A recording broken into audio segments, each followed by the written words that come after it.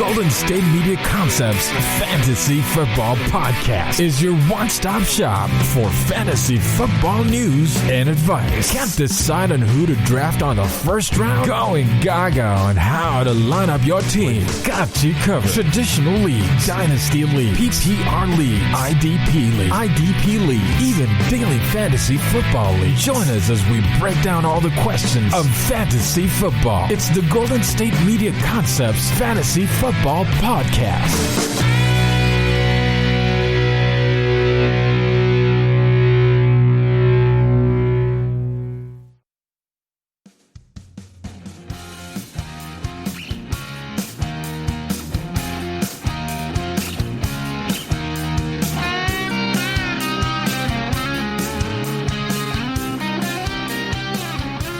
Hello and welcome to the GSMC Fantasy Football Podcast on the GSMC Podcast Network. I'm your host, Ethan, and you hear me every Tuesday and Friday now. That's the thing. So congratulations to those who have been around who sees the change, because here I am, Tuesday times. And we got a big podcast for you today. We have a lot going on in the league, a lot of different storylines, a lot of different stuff related to fantasy football that we have to keep our eyes and I guess our nose peeled, our eyes peeled, ears peeled, one of those things. I don't really remember the sentiment, but we got to talk about what happened on Sunday. We got some matchup mania stuff, and we got how my teams are looking for fantasy football. We have some takes through 3, so we're going to continue on that, some takes through 3, and what I expect to see from this upcoming Thursday night game, all that coming here on the podcast. So first things first, let's get through the Sunday recap, shall we? So as far as scores go, we had a plethora of games that had some pretty big scores. Some were close, some were not. Some looked close on paper, but in reality they were not.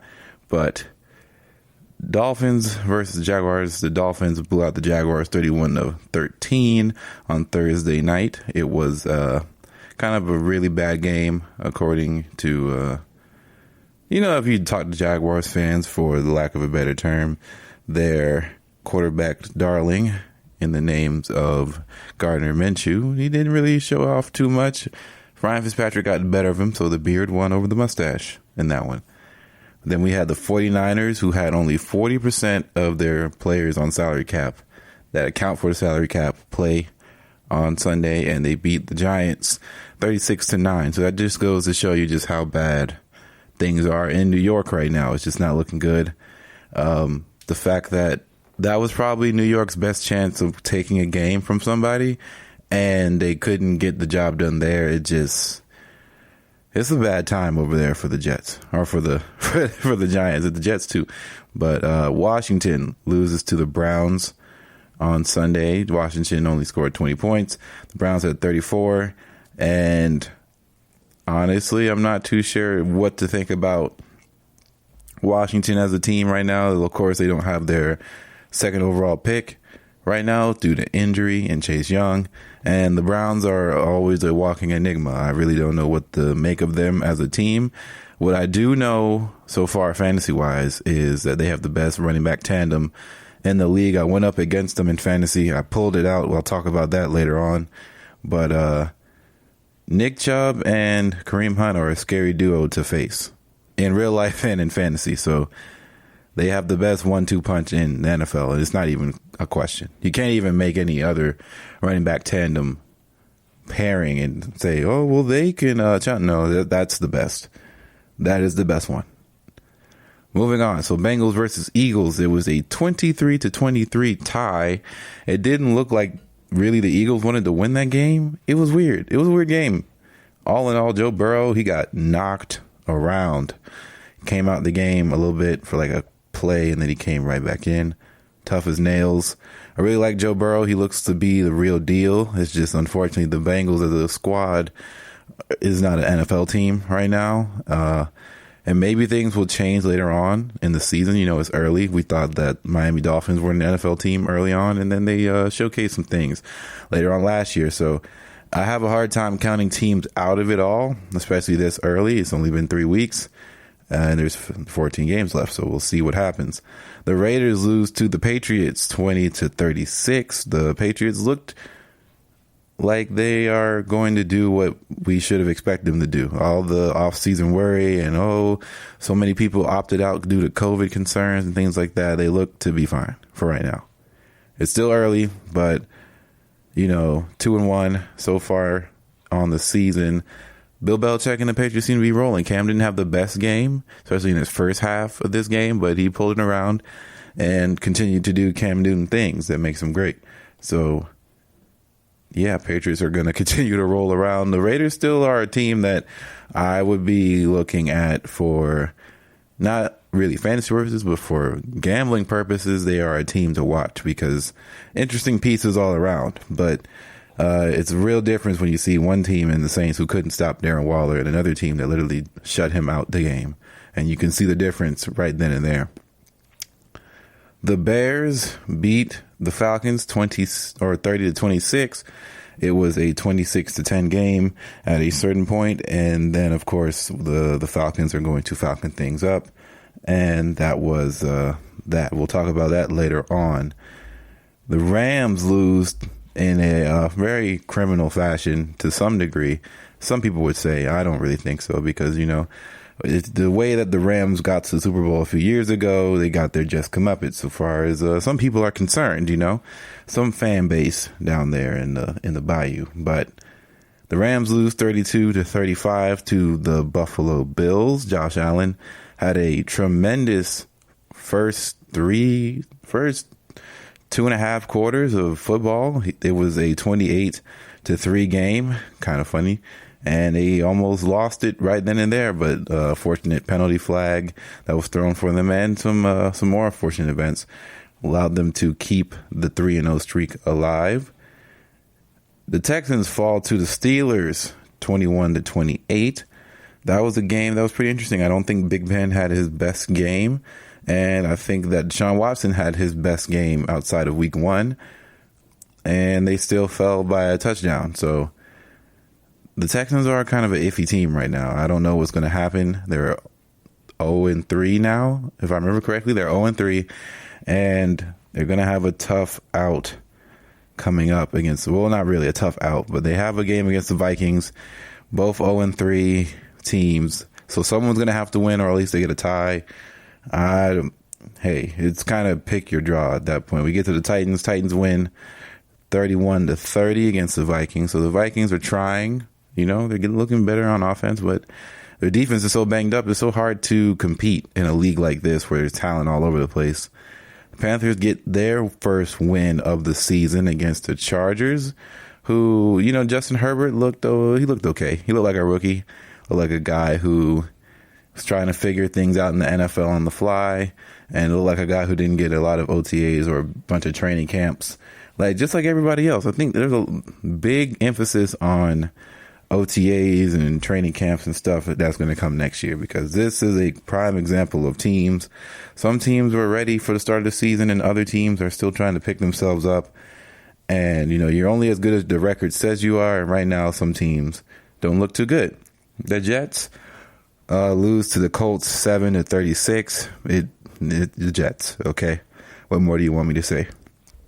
The Cowboys lose in typical Cowboys fashion. Seahawks 31-38. The last drive on that game was pretty Cowboys-esque, to be honest.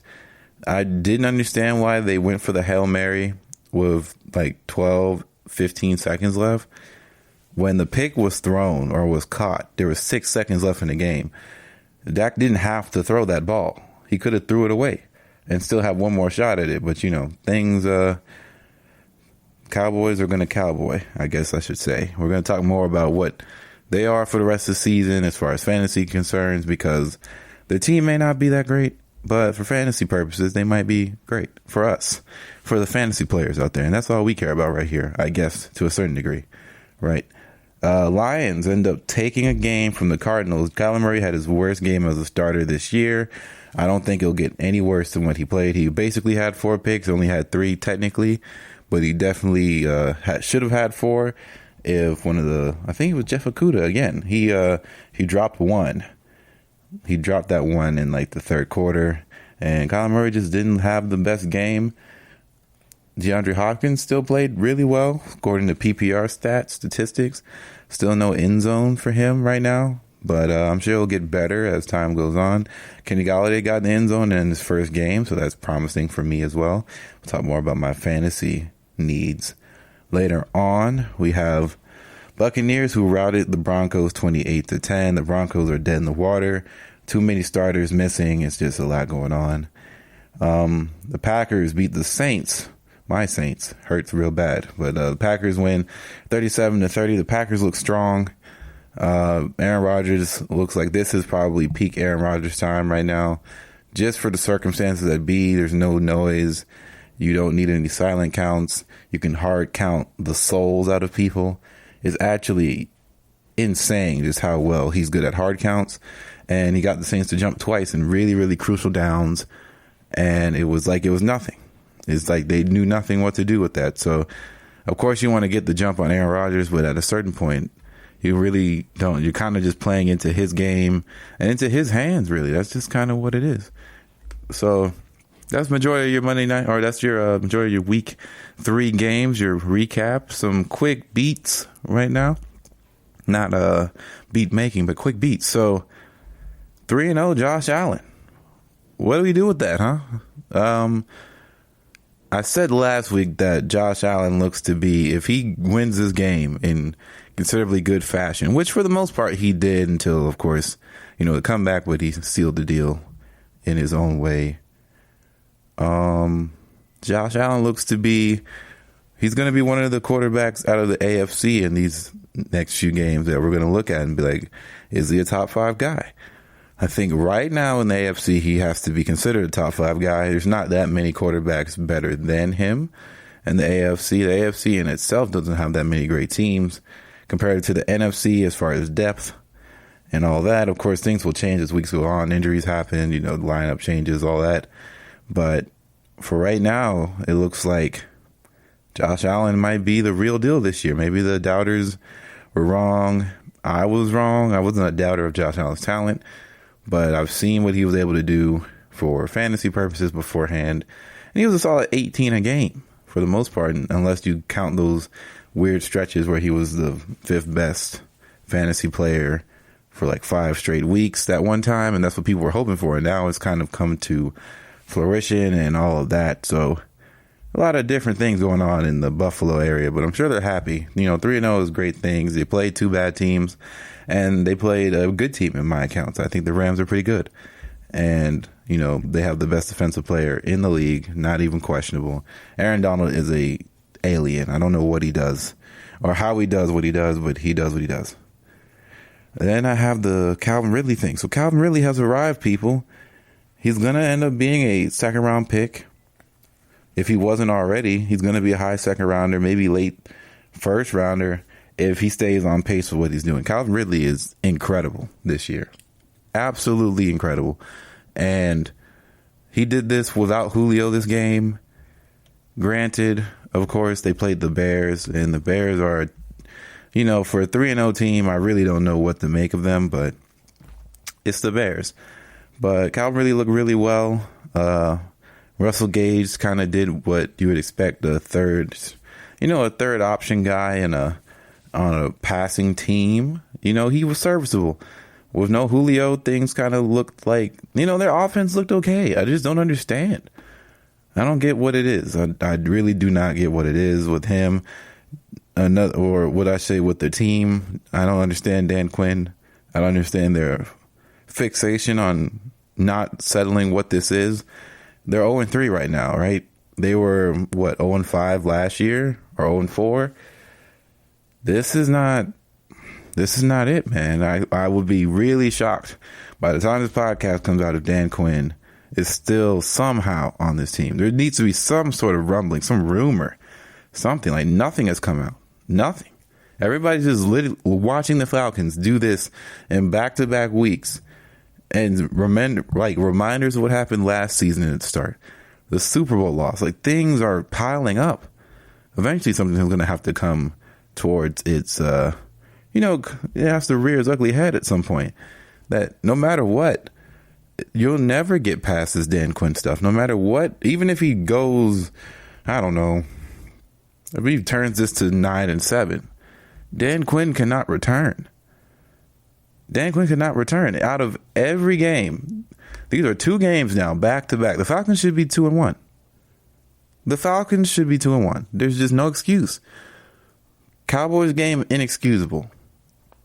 This game, inexcusable. It just doesn't make sense. I don't know how you make sense of it. I don't know how Falcons fans make sense of it. A lot of them have disowned the team, from my knowledge. This is just, it's a different display of unfortunate defense every week. And even when they were up 16 points, you could just feel it. I would call my Falcons friends, say, are you watching this game? Because if you're watching it, you can see that there's been plenty of times where the Bears should have taken this lead by now. A couple scores were taken back, and then they just kept doing it again and again, and they actually scored these times. But we're going to take our first break, and when we come back, we'll talk more about what's going on in my fantasy leagues and how I'm feeling about this season so far through 3 weeks. GSMC.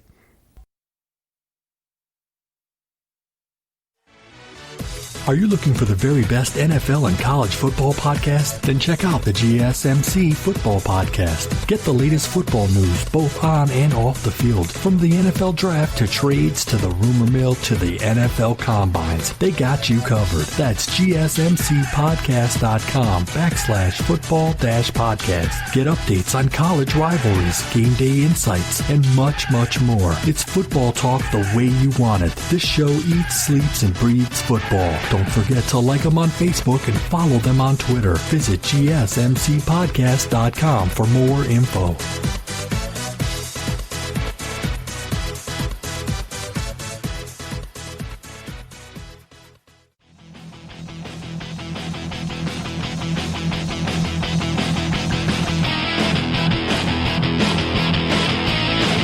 All right, GSMC Fantasy Football Nation, we're back once again talking about all things fantasy football. We're getting it in and getting it in strong, man. So before we were talking about what was going on, Sunday recaps, what are we looking at?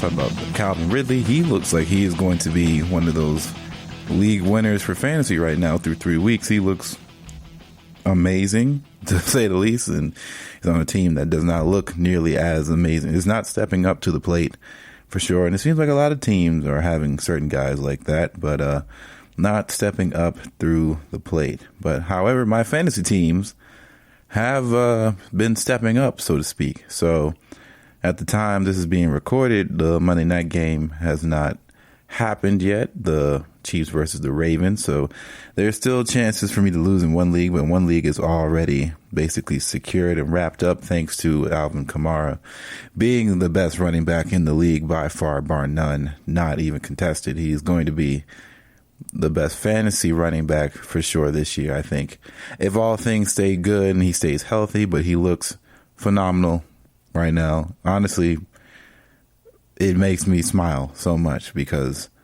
I don't know what happened. Like, it's just like, this is what people thought year 3 was going to be. And unfortunately, he got injured throughout the season and didn't look the same. And then Drew Brees got hurt. So a lot of things were different. But so far, so good this year, man. He looks crazy. He honestly, he looks unreasonably good right now. Like, just unreasonably good. Like, there's just not a lot of things that you can look here and say, and you're just like, wow, look at his 2020 game log, 23 points, 38-43. Really crazy stuff. He had almost 80 yards rushing and 2 TDs in the Las Vegas Raiders game, and he had 9 receptions for 95 yards in that game too. Of course, some of that came from garbage time. And the Green Bay game, he had 13 receptions, 139 yards, 2 receiving touchdowns, 6 rushing, 58 yards rushing total. And he could have gotten more if they actually ran the ball more as a team. That's a whole nother thing. The Saints frustrate me beyond belief. They're my favorite team, but they do frustrating things throughout the games. that just makes it hard to be a fan sometimes. But you know what? You push through because there's still expectations to be met. But for fantasy purposes, let's talk about it here. So I made a lot of trades. And how are they looking? So, well, let me just say, for the first 3 weeks, I will be 2-1 in my ESPN league after winning handedly in a one. Right now, it's 158.98 to 127.8. So it's a thorough beatdown right now, man. It was bad though for a while because I was going up against the Nick Chubb and the Kareem Hunt tag team. Nick Chubb went and torched me, and Kareem Hunt 14 points off the bench for Cleveland, I should say, in his flex slot. So keep in mind, he has Kareem Hunt in his flex. He had Miles Sanders at his running back 2. He had Tyler Boyd and his wide receiver 2, who did great. But unfortunately for my boy Jordan, he had DJ Moore, who only had 2 receptions in that win against the Chargers. And then he had Tyler Higbee, who didn't really do too much in that Buffalo game. And Kyler Murray had his worst game as a starter, and he still ended up with 21 points. So say that as you will. He got nothing from Buffalo's defense. They were at a -2 for a while. He got 14 straight points from Matt Prater for Detroit. So, yeah, that was hurting me for a little while.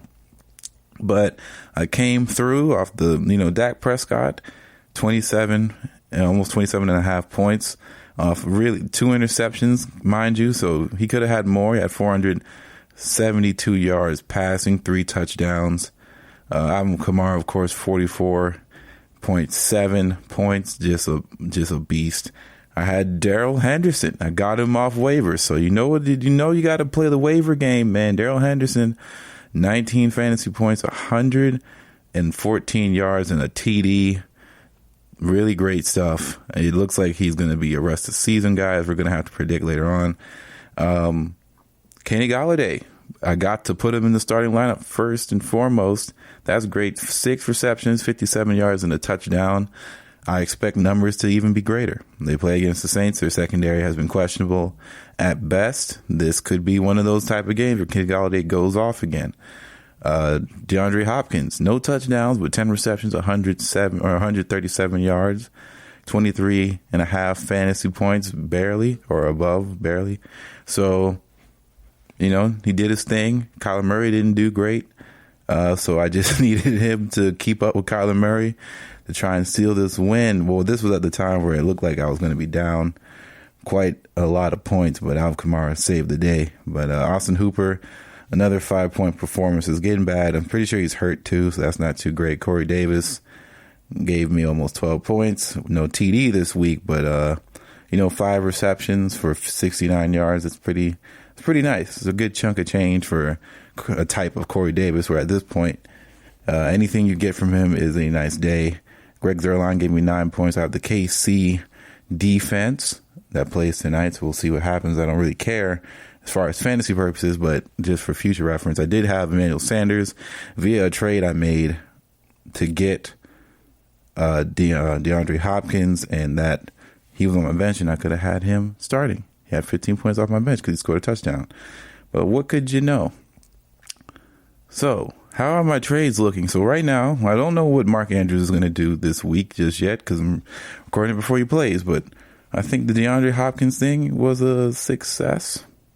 I think that's a win right there. DeAndre did his thing. And quite frankly, Emmanuel Sanders, if this is what he's going to be, I just got 2 really good, my wide receiver 1, and I got a really good flex option out of that. And I could even leverage a piece if I really want to. And the only problem is my weakest issue right now as a fantasy player in this league in particular is my tight end spot. And it was weak beforehand, and then I fixed it, and then now it's broke again. I sold it off because I figured I need to strengthen my wide receiver core because I had pieces, but I didn't really have starter quality players, at least not one that I trust beyond Kenny Golladay. And I figured, if I'm going to get this option to get him, I might as well get him now and not have to worry about it later. I think it's time to start looking towards a tight end later on. I think Austin Hooper will be fine. He is hurt right now. I did pick up Mr. Atkins, Jordan Atkins from the Texans, when I made the trade because I dropped Gronk, and I know Gronk had his best game as a Buccaneer last week or last Sunday, but to be completely honest, I'm still not sold, and I don't think it's time to go reach out. I don't know about the Jimmy Graham stuff. I'm sure someone's going to pick him off waivers. He had 24 points. You know, sometimes you just have to take it on the chin there, because I'm just not going to fall for it. There's just so many things. I will say, if you're looking for a tight end, Tyler Kroft, maybe it's time. He had 0 targets. This was his week 3 projection. 0 targets and 9 routes define Kroft's offensive showing in week 2. And people expected a line is expected again, given his lack of participation in the passing game. So keep that in mind. But on Monday, in recent news, he caught 4 or 5 targets for only 24 yards and 2 scores. So he's kind of one of those, if he doesn't score a touchdown, it's kind of bang or bust. But honestly, in my situation right now, right, as far as tight end goes, that's kind of where I'm at. If they don't score touchdowns, I'm kind of out of luck. Austin Hooper only got 3 receptions for 25 yards. Jordan Atkins, 2 receptions for 28 yards. It's getting bad on my tight end side. But if my tight ends are going to be the ones that are going to give me the 5.5 to 6 points here or there, and everybody else balls out like they're supposed to, then I think I'll be okay. It's just a little bit concerning that I'm not going to get quality numbers out of the tight end slot. Once again, keep in mind, I just thought about this in my other Yahoo league as we switch gears here. I have an injury, and that is towards tight end Jared Cook. So Jared Cook is hurt. He tweaked something in the game on Sunday night, and it was not great. It looks like he's going to be it's going to be a groin injury. It looks like, and it's not good. I saw the play happen live. I saw it when it happened. He was living badly before he was taken to the locker room. He had 2 catches for 21 on 3 targets. So Adam Trautman will be able to pick up his snaps, but it would probably be one of those things that just doesn't matter too much. I wouldn't look to replace him with another Saints player, because as we can see, the Saints are running every possible thing through Alvin Kamara right now. So I wouldn't even debate with you as why you should even look to do that. But even looking through this league, tight ends are all over the place, man. There's not a lot of available players that you want on your team. Of course, in this league, Mike Gesicki is available. Austin Hooper is available. Why would I pick him up? Evan Ingram is available. There's a lot of things here in the tight end land in this league, particularly, that I could dabble with. Eric Ebron, Jimmy Graham, Jake Doyle, OJ Howard. There's some guys out there that's kind of interesting. They're kind of frisky, but I think one of the big things is knowing when to strike. So I've labeled this as knowing how to handle weaknesses in your lineup.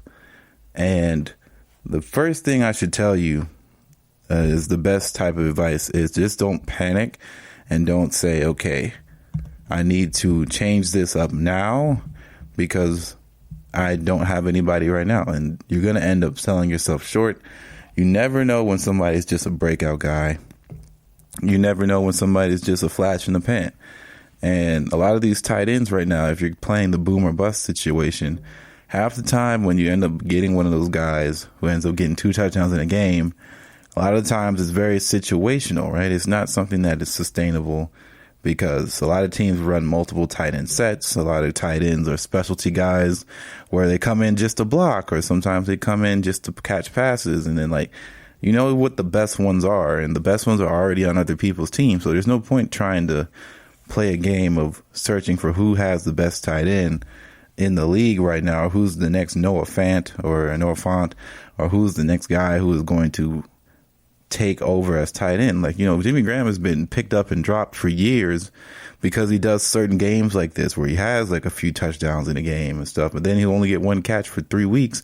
And you're wondering, why did I do this to myself? Then you drop him, and then the next week he has like 15 points. It's just a luck of the draw. You just never know. And trying to pick up a guy off waivers just because he had a good touchdown day. Everybody can get one touchdown in this league at a certain point, right? So you can't keep looking at the statistics and say, oh, that guy went off. Look at his targets. Look at what's going on. If you get a tight end who's been targeted 6 times, then maybe that's the guy for you. But to be honest, there's not that many guys out there who get targeted 6 times. Now, granted, the Bills tight end that did get targeted about 5 or 6 times, he only got about 28 yards. He did score twice. So maybe he is a red zone threat, but is he worth the add or the drop? It just depends on you. Do you want 2 tight ends on your team if you're dealing with an injury like myself? Like, I don't think I want 2 tight ends on my team, but unfortunately, that's just the Austin Hooper has not panned out just yet through 3 weeks, but that Cleveland offense hasn't really showcased anything in the passing game within the last 3 weeks that makes you feel like it's time to drop him, because nobody in that Cleveland offense is really going crazy besides the running backs. And the best pass catcher right now out of that Cleveland offense is Kareem Hunt. Like, did you see that one-handed catch? Crazy. Wickedness. I don't know how he does it, but that's where I am. Like, you got to know where to pick your battles. And right now, I'd rather have my tight end slot be a question mark than force a trade with somebody to just get a tight end that at the end of the day I'm not going to be as happy as I am with my team right now, especially in my ESPN league where my team is kind of reaching a stage where I think I'm ready to slow down on looking at making moves, because I made a lot of moves in the past 2 weeks. One of them, I did the Mark Andrews move and I did end up winning that week. But at the end of the day, things can definitely change for you, all in all. So, Mark Andrews only gave me 3.9 points that week, and I still ended up winning by the graces of Alvin Kamara's 38.4 points. So once again, I'm not winning because of the trades I'm making 100% all the time. This week, though, it definitely was a different case, and hopefully things will continue to roll nicely for me. But we're going to take another break, and coming back, we'll continue on the GSMC Fantasy Football Podcast. We'll be right back.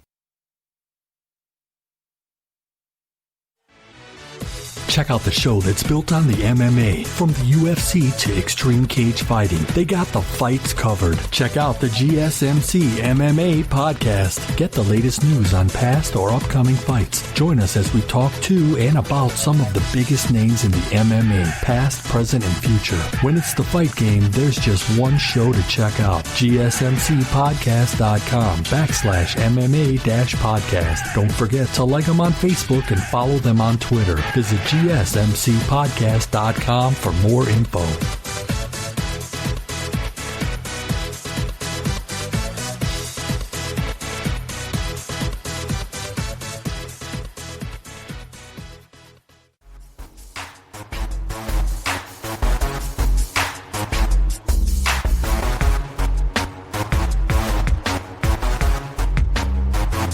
All right, GSMC fantasy football fans, we're back talking about all things football and fantasy-wise football. So here we are. We're going to be talking about some takes through the first 3 weeks, what I've been seeing, what I've been looking at, how I feel about certain things throughout the NFL season, and we're going to keep doing this week to week. So takes through 3. First things first, I got to talk about my guy. I got to, because he had another big game fantasy-wise and NFL-wise, and people slept on him last year because of the injuries. But here we are again, Alvin Kamara. He's the best back in the NFL. Chris Collinsworth said it, so it's got to be true. I'm playing, but at the same time, I'm not. This was his sentiment. This was his cementation in the conversation of being the best back in the NFL. He's on a team right now that depends on him so much to perform the way he is performing, and he's been doing it. Year 1, year 2, year 3, he was hurt. Now we're in real year 3, but year 4, this is it. this is what we expected to see. People kept thinking, you know what, Alvin Kamara he can't keep up this pace, right? He can't keep up this level of, efficiency, I guess, lack of a better term. So he can't keep this up. It's just, he's amazing, man. Like, he really is amazing. The guy is at a different level right now. He looks healthy. He looks like he did through the first 2 years of his career, and it's showing dividends once again. And unfortunately, the Saints were not able to capitalize on that Herculean performance through Alvin Kamara. That run, he jogged through half of it. So it was just like, okay, he didn't have to do anything. Shout out to Eric McCoy with that nasty block he did. That's what people want to play with, by the way. So the Saints find another guy in that offensive line core who also has some injuries. As you know, Andrews Pete went down again. It's like death, taxes, and Andrews Pete getting hurt. What more did the Saints need to see? The biggest takeaway from the Saints through week 3 is that I think each week since the first week, the defense has shown things that, looked bad, right? From week 1, it was already kind of suspect on what this defense was capable of, but at least they made some turnovers happen. We have not been able to we did not make a turnover happen in week 3 against Rodgers. Rodgers doesn't give the ball up very often. And at the end of the day, one turnover really changed the course of that game, and that was the Taysom Hill fumble. But the defense, I think we'll figure it out. I think it's bad right now. It's hard to put a lot of blame on Breeze when your defense is not doing Breeze any favors either. And it almost makes it seem like I feel like Breeze doesn't want to take chances on things because his defense is not capable of, saving him.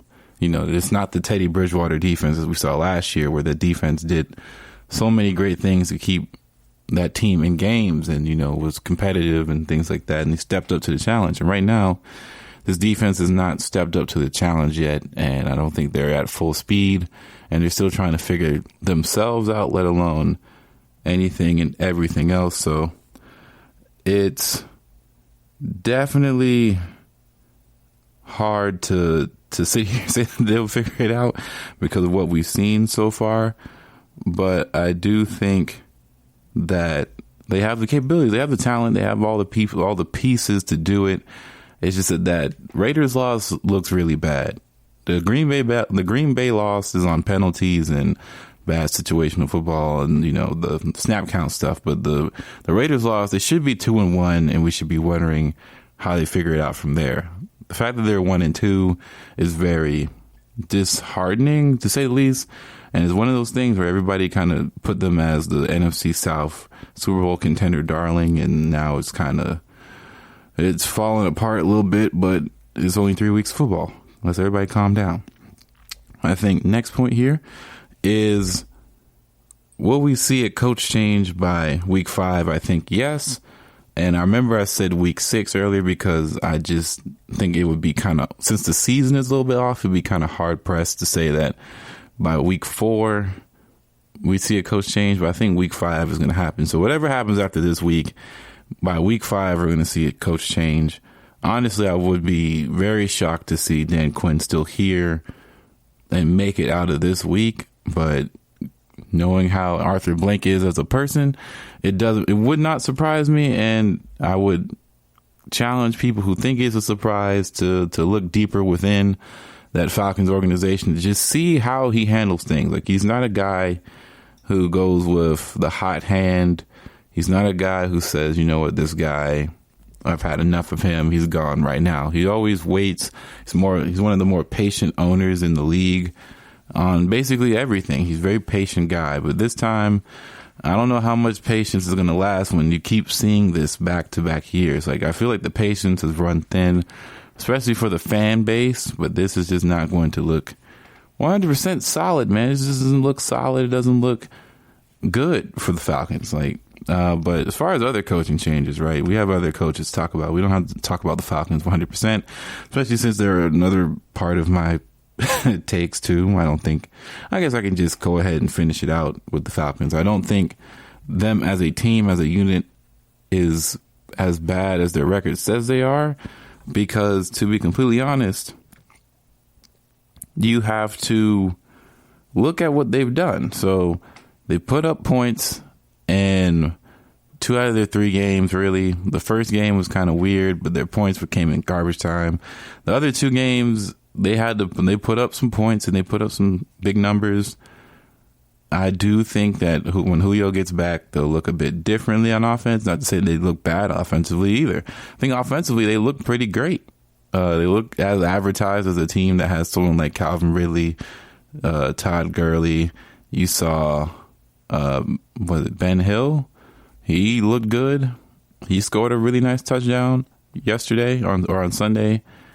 Of course, Julio, Calvin Ridley, Russell Gage, and Hayden Hurst has come along too as a receiving threat.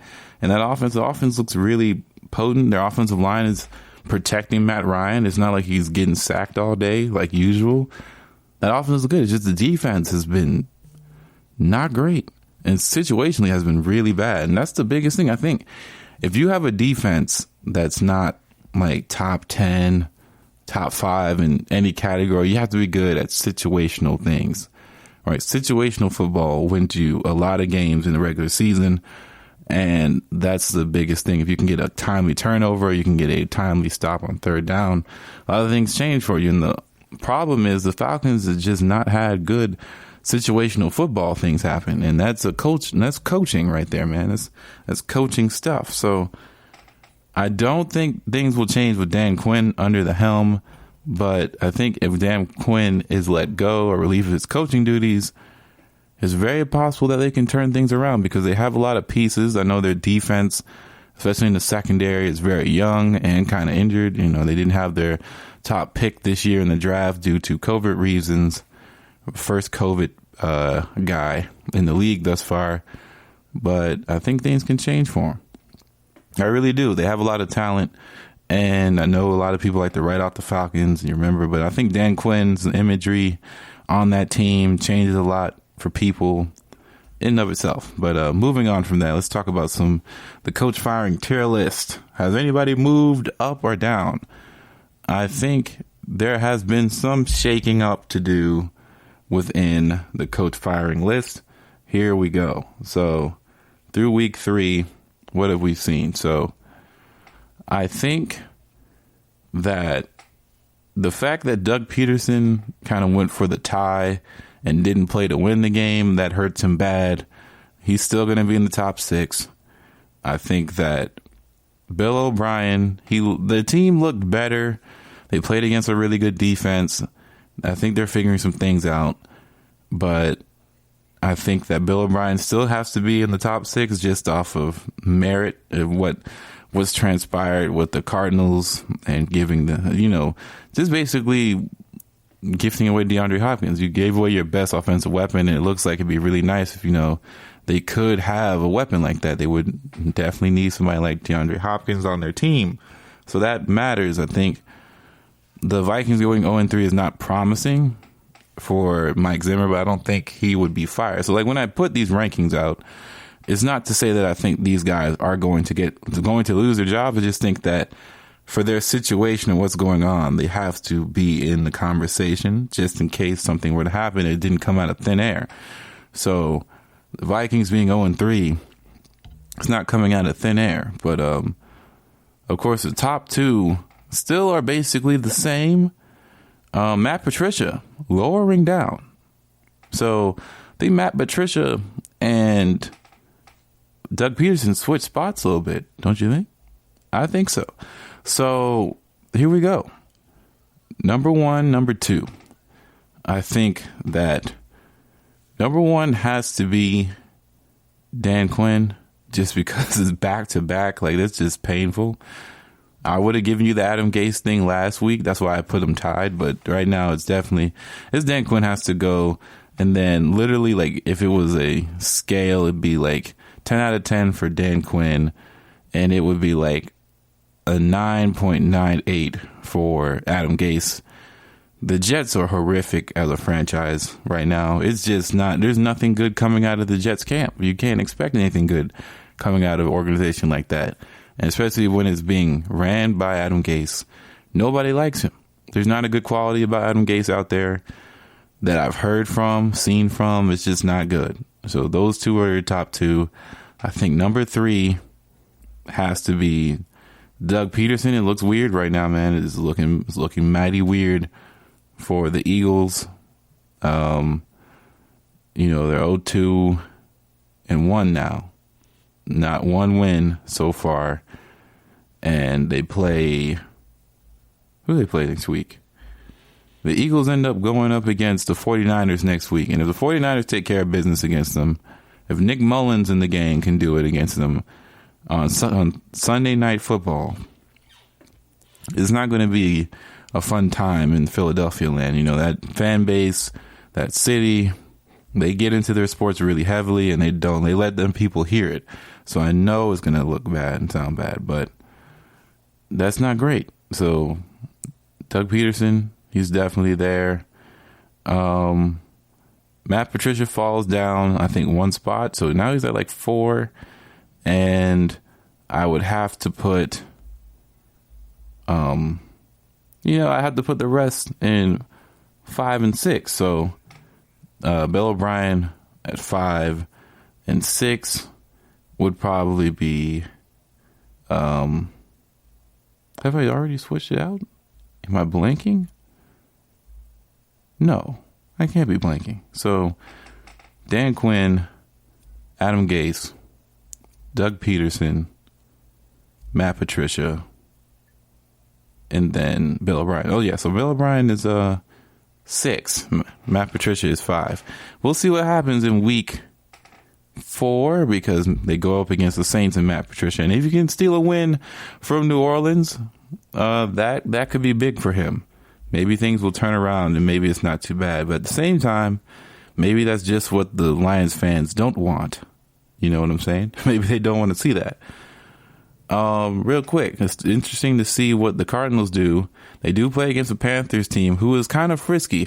And I wouldn't be surprised if they showcase if they've seen some things against the Cardinals that were exposed by the Lions, because I don't think the Panthers are horrible. Now, defensively, they can't really stop a fly. That's not really, breaking news there. But offensively, Teddy Bridgewater looks pretty good. And, that's all you could ask for out of Teddy Bridgewater right now. He looks pretty good. He has weapons. He doesn't have his best weapon in the game, but hey, he's making it work. He got his first win of the season. That's progress. And the Cardinals defense has not looked great all around. It looked like people can move the ball on them. So, they were everybody's favorite darling talking point for the past 2-3 weeks. And this loss against the Lions showcased some things that clearly that there's still, there's still time. They still need time to get ready for what they could be and what we can see Kyler Murray becoming. But right now it's kind of rough, a little bit of a rough patchwork. Everybody wants everybody to be, let me rephrase that. Everybody wants their quarterback, their young guy to be Patrick Mahomes. And it's really tough. It's tough to do that week in and week out. But we're going to continue talking about this conversation after the final break, and we'll come back and finish out the podcast. GSMC. Check out the show built around the women of MMA. From the UFC to the extreme cage fighting, we got the fights covered. Listen. It's the Golden State Media Concepts Women's MMA Podcast. The latest news of upcoming fights, discussions of previous matches. Join us as we talk to and about the biggest names in women's mixed martial arts, past, present, and future. When it's the women's fight game, you know where to listen to. The Golden State Media Concepts Women's MMA Podcast.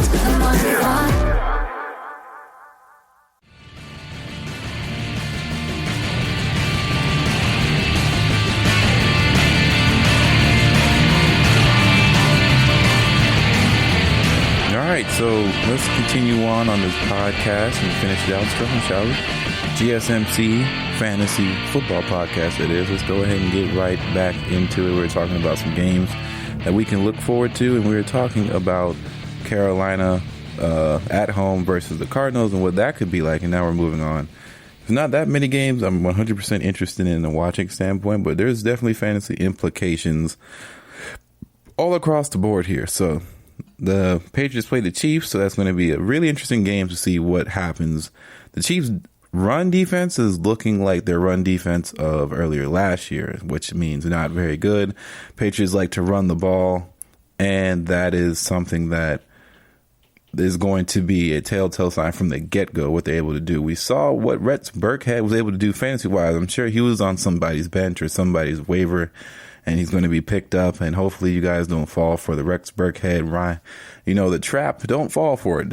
You're never going to get 3 touchdowns from Rex Burkhead in the same game again. Don't fall for the trap. But what I will say is this could be a really big game for Cam Newton and the running attack, and don't be surprised if the Chiefs struggle a bit. Once again, if they can keep the ball away from the Chiefs, play keep away like what the Chargers tried to do, and then just keep thinking what teams have shown you. This is the biggest thing. What have teams shown you that they've done successfully against other teams? Because this is a copycat league. Everybody takes stuff from other teams to use against them. What did the Green Bay Packers do to the Saints?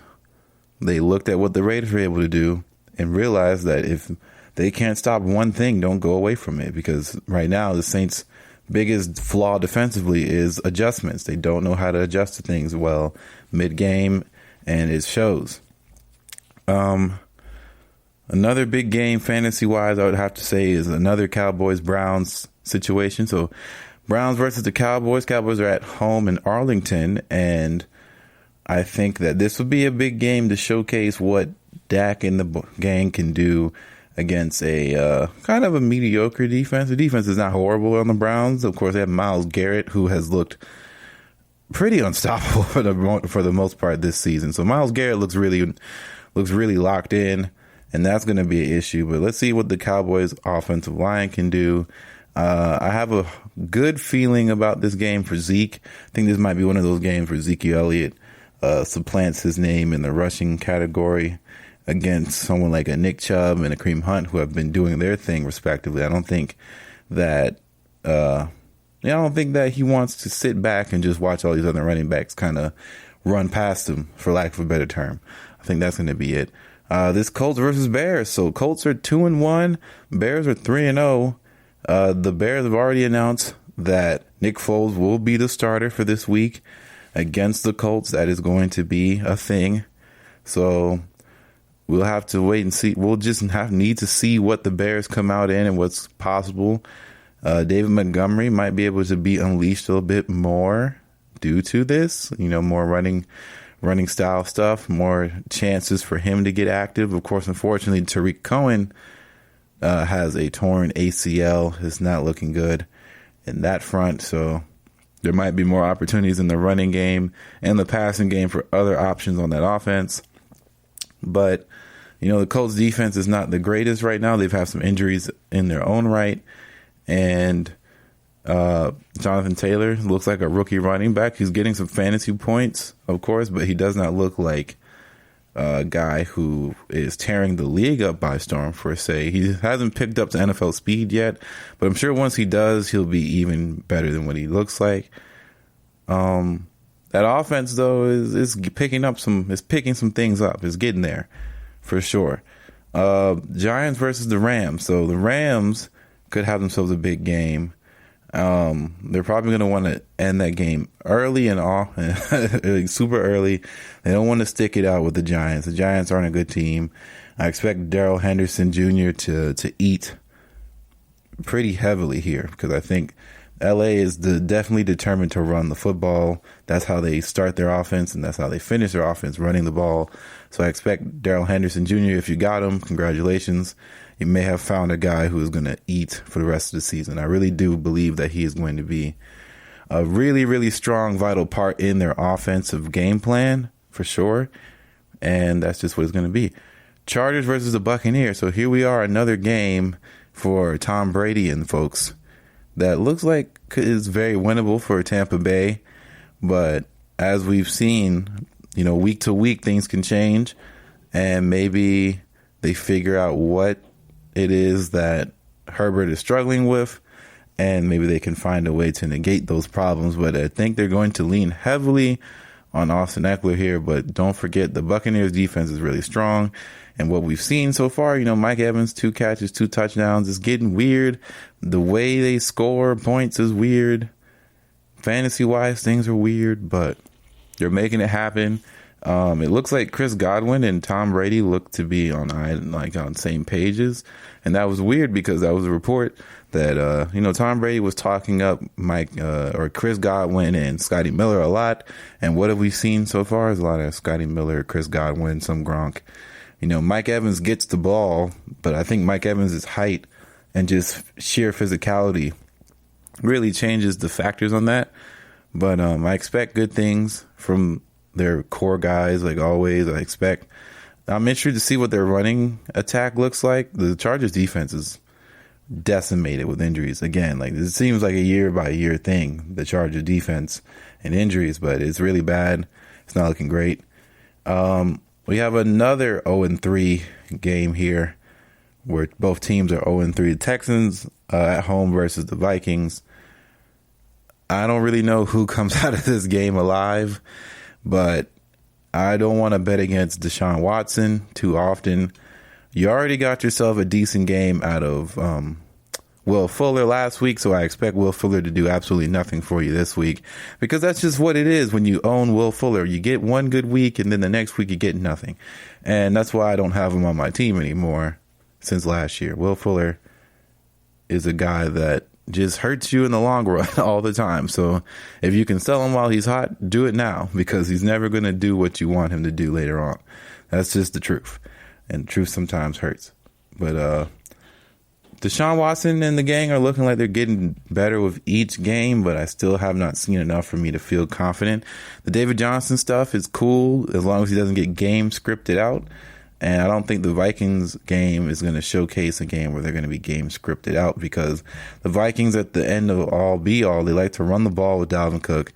And when they have a chance to take a shot play, they'll take it. You can see Justin Jefferson showcase why he was a first round pick last year or last draft. And he looked great. Justin Jefferson looks like he was doing stuff like he did with the, with the yellow and purple out there. So it didn't look like much change for him in this offseason. He's going to keep doing what he does. And it looks like if he can stay this consistent, they have effectively replaced Stephon Diggs. So they just need to get healthy and figure some things out and how to finish some games and win some games. And maybe the Vikings can salvage this season that has started off probably about as bad as any team has started out this year so far. Then we have Jaguars-Bengals. So this could be a game that the Bengals can finally grab a win at. Now, I've said this many a time. I think the Bengals aren't going to be that bad. Now, they're bad defensively, right? And I think the first few weeks are going to showcase some things. But Joe Burrow looks really competent. He looked good. He's looked good in every start so far. I like Joe Burrow. He should have had a win already. He should be 1-2, but he's 0-3. Or should I say 0-2-1. And that's just what it is. But this Jaguars team, they're young. They have talent across the board, but it's not all come together. Of course, they've stripped this team to its bare minimum parts, and that matters to a certain degree. Let's see if we see a bounce back performance from Gardner Minshew. It would be highly possible to see one, considering that they're playing against the Bengals, who might have the worst defense pound for pound in the league. So, take that what you will, but it looks to me that it might be a shootout of all things. A Jaguars and Bengals shootout. Who expected that? But I guess that might happen. Steelers versus the Titans. Now that one might be a stay away. I have Corey Davis in my flex. He won't be there this week because I'm staying away from Steelers games. I don't care. I know what Deshaun Watson did. He put up 21 points, but keep in mind, a lot of these teams have been scoring a lot of points all week long. So let's keep in mind.